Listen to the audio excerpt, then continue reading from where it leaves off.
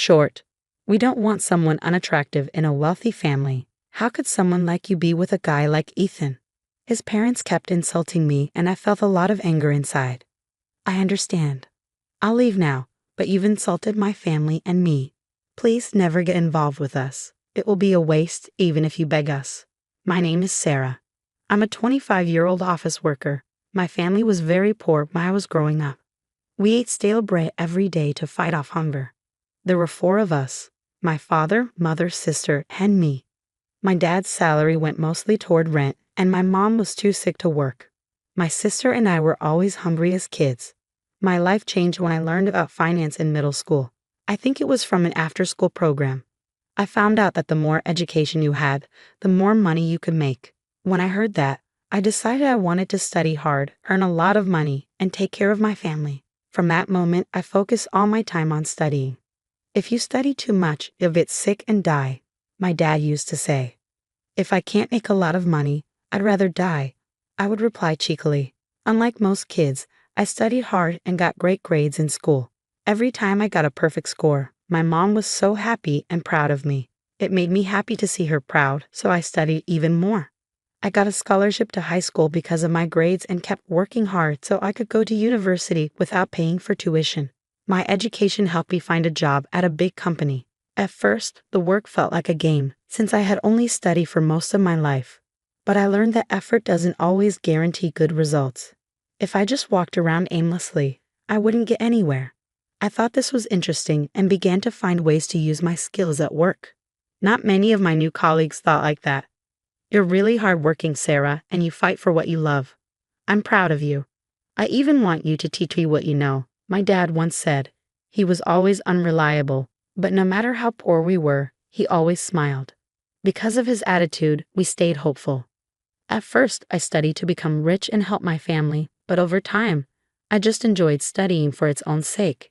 It was like a kid wanting to be a baseball player and practicing hard every day.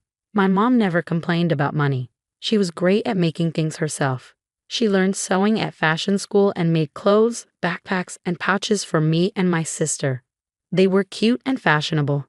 Other kids at school would ask us where we got them. My sister even started to get into fashion and enrolled in fashion school. Even though we were poor, we were happy with what we had. Is that really true? Someone asked me once. Yes, it is, I replied. One day, my sister and I brought home some leftover lunch from school and gave it to our parents. That's amazing, my colleagues said when I told them this story. My stories about growing up poor became fascinating tales at work, and I ended up being seen as an interesting person. In school, I might have been teased, but at work, people seemed to enjoy my stories. I was happy to have good relationships with my colleagues and enjoy my job. Life felt exciting. Then, I had a fateful encounter. It happened at a company party for new employees. After the party, I decided to have a drink with some colleagues. One of them said, I know some people from other departments, so I'll invite them. That's when I met Ethan. He was nice, handsome, and not at all a womanizer. I fell for him right away. As the night went on, everyone started chatting. When Ethan went to the bathroom, my colleague took the seat next to me. When Ethan returned, he saw his spot was taken and sat next to me instead. He didn't seem to notice how fast my heart was beating and began a conversation with me. You're Sarah, right? I heard you're amazing. If I'm not wrong, you went to both high school and college on scholarships. Yes, I'm really thankful for the free tuition. Is that the only reason? Well, my family didn't have much money, so yeah. I see. So you said it was tough to support your family? No, I actually enjoyed it. Even though we were poor, we were happy. I see, you have a unique charm. His comment surprised me, but he said it so seriously. I didn't really know what he meant, so I just laughed. From that point on, whenever I ran into him at work, we'd stop and chat casually. He must have become interested in me because one day he asked me out to dinner. He seemed much more relaxed than usual when it was just the 2 of us. He was polite, but also friendly, and I felt like we were growing closer. He invited me to dinner a few more times after that. One day, he told me he had feelings for me. I didn't expect him to fall for me, but I was more happy than surprised, so I said yes. We started dating, and he treated me really well, coming up with fun date ideas. When I was with him, I felt safe and happy. I wanted to be with him forever. I found out he felt the same way when he proposed 3 years later. I was so overjoyed, and I immediately said yes. So we got engaged. We wanted to tell our families as soon as possible. Ethan said, "First, I want to meet your family before we tell everyone." So we decided to tell my parents first. My family liked Ethan right away. He even said, "Your parents are like peas in a pot." Then it was time for me to meet his parents. As his fiancé, it was important to make a good first impression. I was really nervous, so I carefully chose my outfit, got my hair done, and spent extra time on my makeup. After my mom and sister checked me over, I left the house looking perfect. Ethan and I went to his parents' house, which was a huge mansion that stood out from all the others. Once we started dating, I found out his dad was the CEO of a big company and the family was very wealthy. In other words, Ethan was the only son of a prestigious family. I guess that's why he seemed so different from the start. I met Ethan when he pressed the doorbell. His mom answered and opened the door. "Ethan, welcome home." "Hi, Mom. Is she your fiancé?" "It's nice to finally meet you. I'm Sarah." "Oh, come inside." She gave me a quick look before inviting us in. I didn't expect her to like me immediately, but I knew I had to try.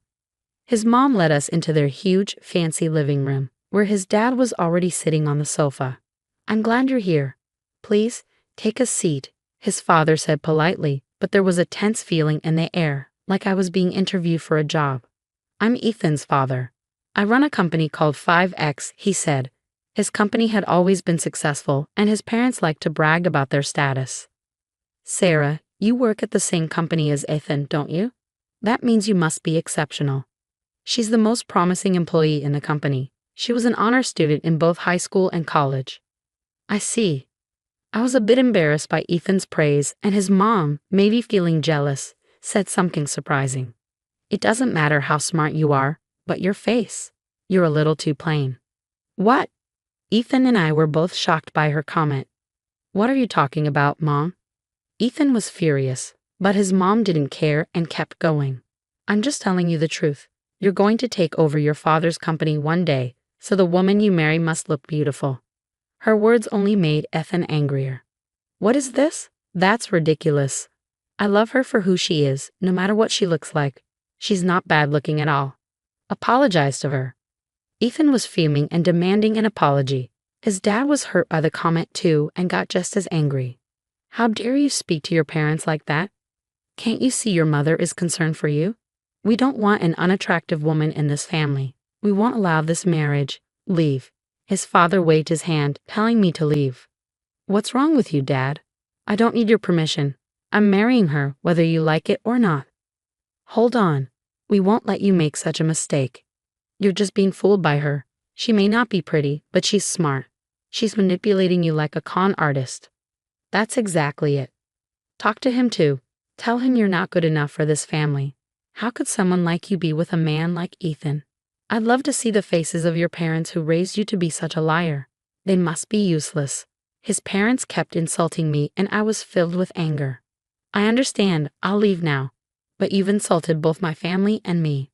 Please never get involved with us again. It would be a waste even if you begged us." They laughed out loud. "Who's going to beg who? You think you're smart. I think you're just crazy." I ignored their rudeness and said, "Sorry to have bothered you," before leaving their house. Ethan followed me and apologized. "I'm really sorry about my parents." "Don't worry. You were trying to stand up for me, but they were so rude to you. I'm really disappointed in them.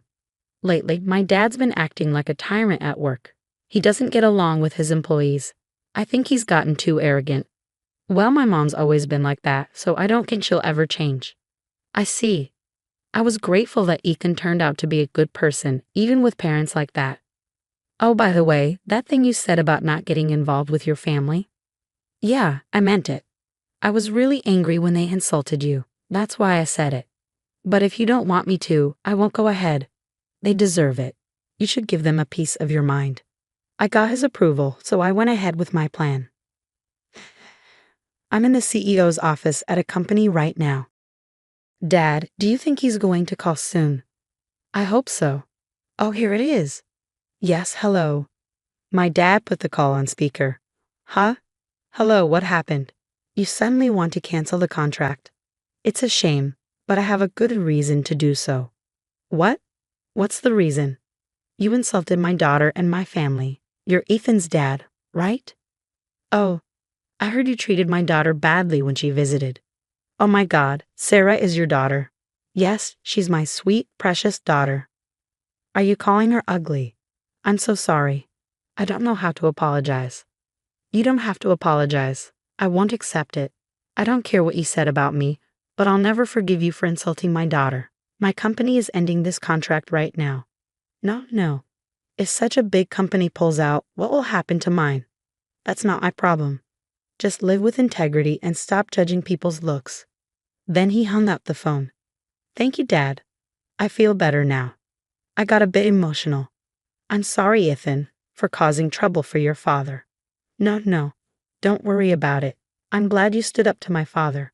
Actually, my dad runs an IT company now. He's a big computer fan and even made his own computers. When he was dating my mom, he worked in an office job, but after she asked him, "Isn't there something you really want to do?" he quit his job and started following his passion. After my sister was born, he taught computer classes to earn money. Later, he started selling computers to his friends. And as word spread, the business grew. Now the company is big and works with other businesses, but he's still the same person. That's why I'm following my dreams too. No matter how rich we get, we still have the same heart we had when we were poor. Ethan's father was fired when the shareholders found out he caused the contract to be canceled. He lost his job and became unemployed. His mother didn't admit it and kept acting the same, but they ran out of money and had to sell the mansion. One day, Ethan's father came to my dad, crying and begging for forgiveness, but my dad didn't forgive him. My daughter told you to never get involved with us, right? He turned him away. Ethan cut ties with his parents and married into my family. Now he works hard at my dad's company and hopes to take over it one day. I told him you don't have to take responsibility. You can do what you really want. He replied, "What I want to do is give you the life where you can keep chasing your dreams." Then we got married. Now we live a very happy life together. He's a wonderful husband. Also, Sarah's family was very interesting. Ethan's parents went too far. I think when people focus too much on success and money, it can change them. But I'm happy Sarah found happiness. I wish them a long, happy life. Thank you for watching until the end. Please subscribe to our channel. See you in the next video.